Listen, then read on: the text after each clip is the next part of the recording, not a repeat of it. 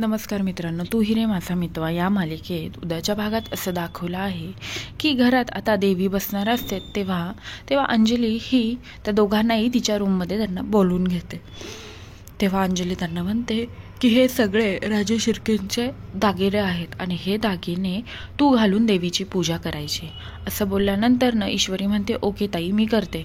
असं बोलल्यानंतर तूच घालायचे नाहीस तर अर्णव तुला हे सगळे दागिने घालणार, हीच प्रथा आहे। असं बोलल्यानंतर अर्णव म्हणतो ओके ताई मी घालतो मी तिला दागिने। असं बोलल्यानंतर आता ईश्वरी थोडी अनकम्फर्टेबल झालेली असते, पण आता प्रथा का असल्यामुळे ईश्वरी ह्या सगळ्या गोष्टीला रेडी झाली असते।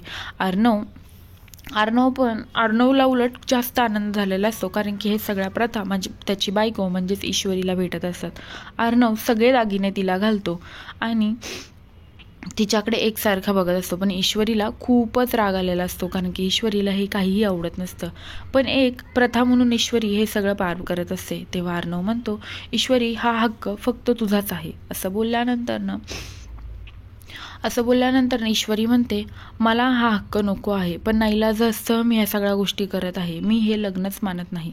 असं बोलल्यानंतर आता अर्णवला परत वाईट वाटलेलं असतं, पण अर्णवही तरी म्हणतो आज ना उद्या तू नक्कीच ह्या सगळ्या गोष्टी मान्य करशील। तेव्हा ईश्वरी म्हणते शक्यच नाही।